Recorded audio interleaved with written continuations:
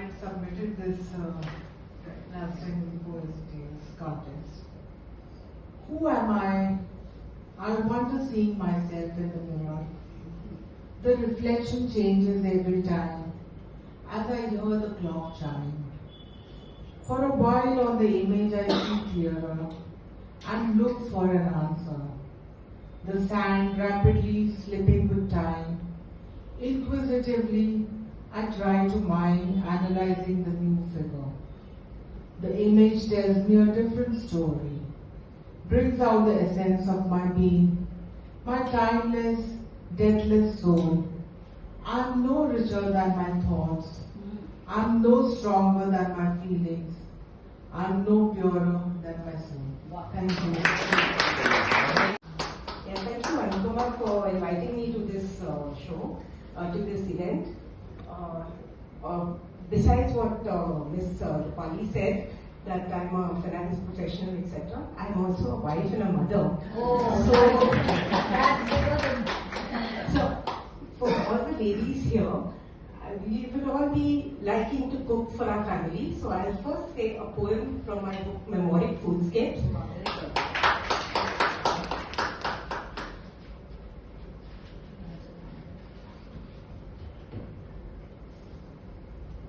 It's on cooking. The aroma of cooking. Cooking is my passion. It does me entice. I consider it no Russian, whether it is spaghetti or rice.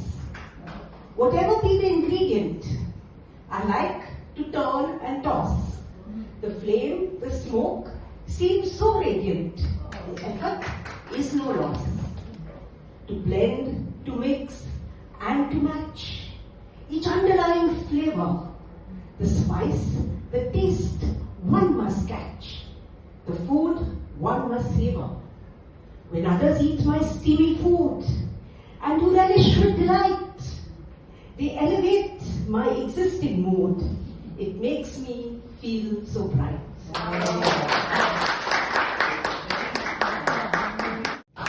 It is called the children's play. This I wrote when watching my own children play. Yeah? I watched the children on the show as they asked their mother to play more. On the sands, different designs they made, little knowing that soon the waves would raid. With glee and frolic, they did build and draw, showing their mother what they did with awe. Their excited and joyful faces were worth the wait, even though the evening was getting dark and late. When it was finally time to depart, they walked away with a heavy heart. On the sand, their works did remain, and in time, the waters washed it plain. Our lives I see are just the same, for on the sand, we are playing a game. On it, our imprints and impressions we do make, and with us we can never them take. When new energetic and vivacious waves build up, they'll come with their roar and upturn the cup. What exists in the end turns to dust. For new beginnings to take root, that's a must. Then did the kids' play have any meaning after the destruction of their work and gleanings? May not have been worth in the end, but the joy they derived, they did extend. The children's play outlined life and its circles, that birth and death the globe encircles. Only here it was a matter of little time. In reality, many years pass to make life survive. Wow. Thank you so much. At the outset, I'd like to mention a few things about this platform. And I'm really overwhelmed by watching all the audience and their respective performances and creative writings. I got to know much more than I was thinking. While I was coming, I was thinking, I was in fact talking to Deepa ma'am, how it would be, this is my first time and all. And she was, the way she was narrating the experiences, I was quite impressed. And when I saw you ma'am, I was really thinking, I'm on a very, best platform. And as online writer, I have been with more than 30 communities, writing communities, but this is the best one.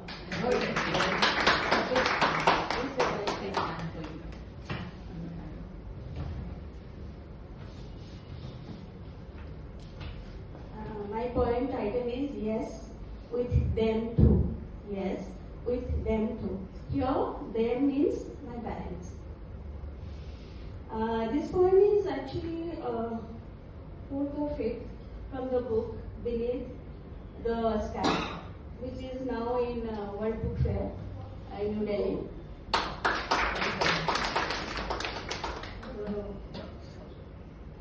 And this book is all about the traveling experiences. I'm from a very small town that is Sundargarh and Raukela, Odisha.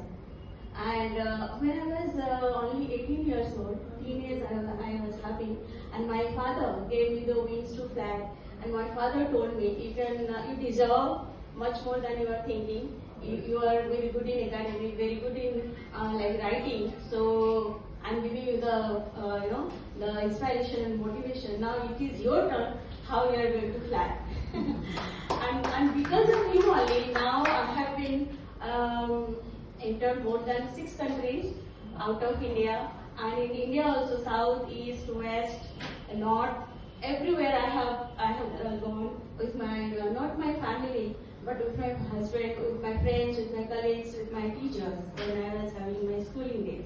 But in this entire traveling, why this book has converted into the memory, because only 20 to 30% this traveling experiences that I have given 50 poems that have been covered.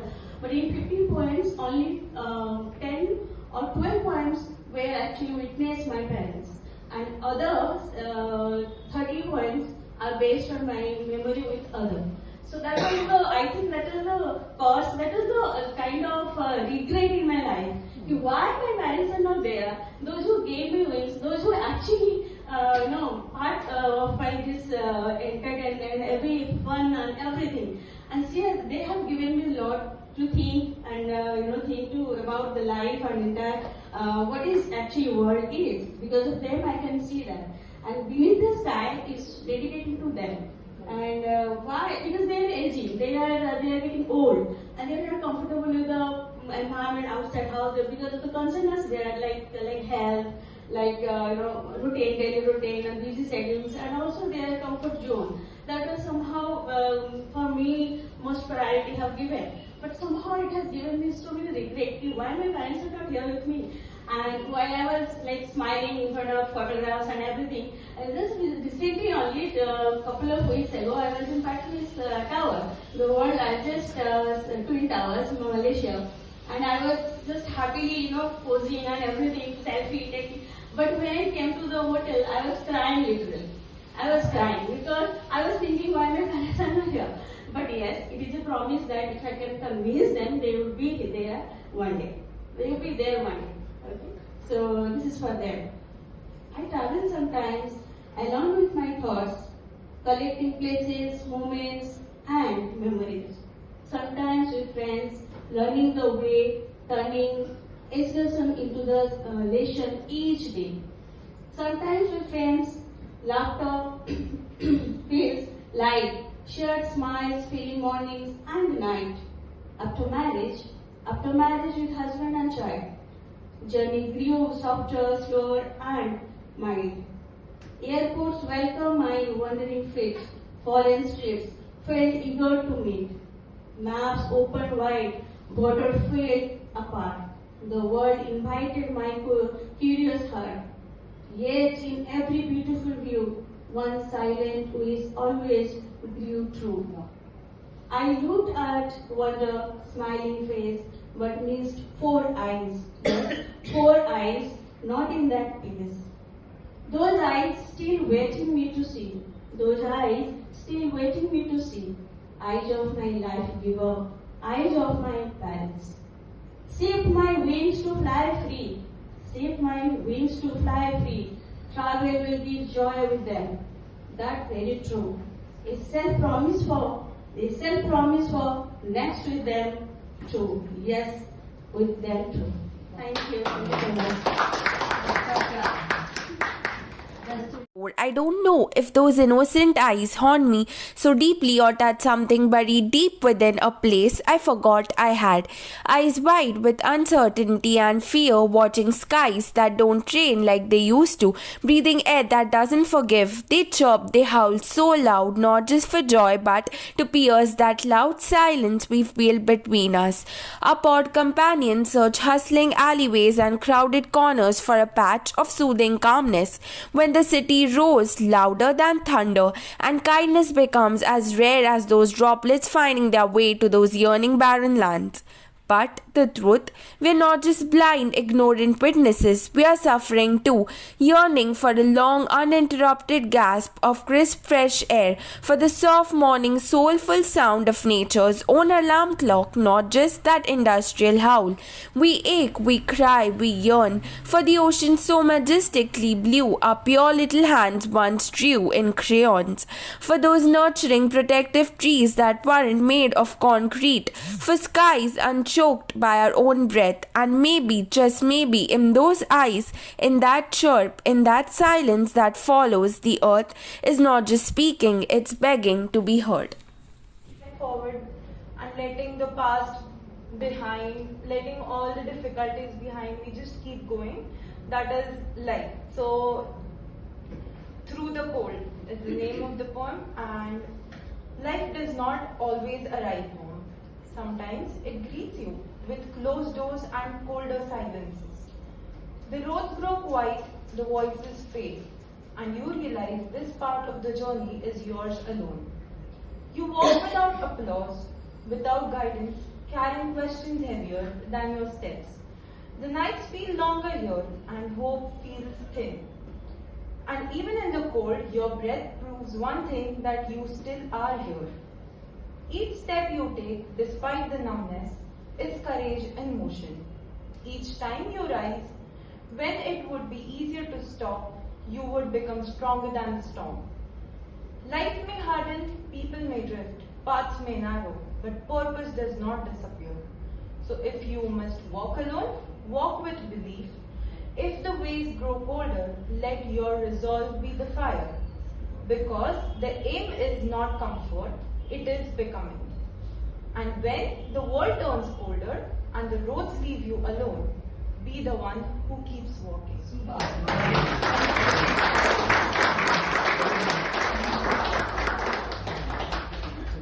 was indeed a very positive poem.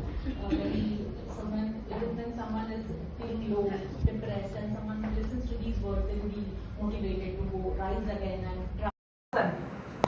Raising a son is a mission. Make sure you don't breed a monster. Make him aware of those disturbing elements. Those means those comments, those जैसे देखना या कुछ भी ऐसा. Let him know what affects you as a mother. Raising a son is a special task. You need to understand him as well as ask his views, opinion, and impression of a damsel. Let him know what affects you as a girl. Raising a son to be honest and true. It's not only about what he pursues.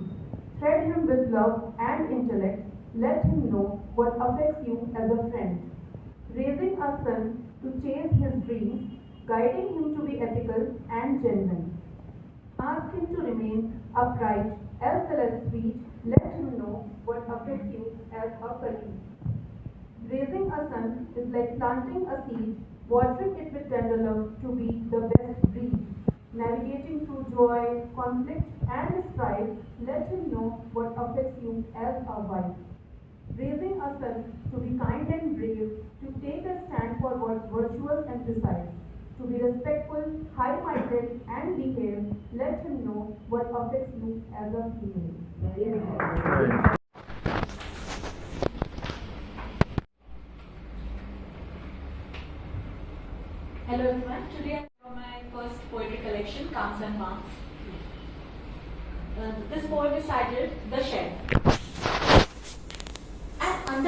cook who had starry dreams, relocated from his calm, sleepy town to a busy city, whose residents competed with the clock.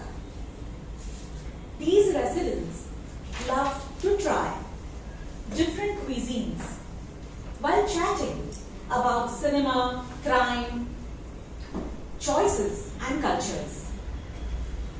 From smoky kitchens with cindered chimneys, the cook, now a chef, cooked creatively and presented a pretty platter of freshly rolled rotis, spicy sabzis, kind kadhi and khichdi, delicious dals, crunchy koshambirs, rejuvenating rice, sugary sweet kheers and basundis. Customers relished the sumptuous food. The cook felt like a thinking chess player. Who had made crispy moves to carve a career in cooking and to live in a city of dreams. He was happy. Yes, the chef was happy to cook the recipe of success. And for some reasons, for many years it is inhabited by people. Goes for heavenly abode as well. And then it remains locked for some years. And जैसे हम कहते हैं ना कि हमारा मन है, वैसे मुझे लगता है कि हम घर में हमारा मन लगता है, लेकिन मुझे ऐसा लगता है कि घर का भी एक मन होता है, घर के भी कुछ भावनाएं होती है, और वो मैंने इस कविता में लिखने का प्रयास किया है. And this is one of my personal favorites, which is close to my heart, so I'm reciting this one here. The Forgotten House. A closed, uninhabited house gathers dust. Her vintage windows and hinges rust. But the memories remain clean and dust-free in the minds and hearts of the home's former inhabitants.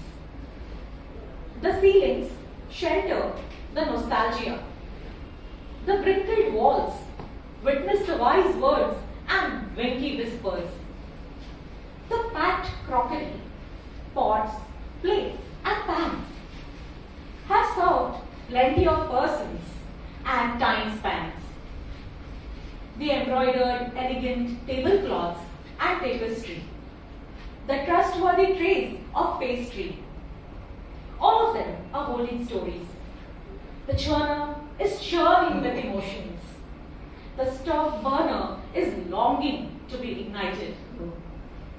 The kitchen is storing so many streaming sumptuous stories. The bookshelves feel shelved. The bookshelves feel shelved in the past, as no one reads the books now. Spiders weave cobwebs. Every thread is a reminder of years of the home's closure. How there's very little sun's exposure. The mats and carpets look pathetic. The rocking chair looks static. The world is frozen in the house. The frozen world wants to melt in the warmth of togetherness and in the company of people. The house waits to be a home again. The house waits to be a home.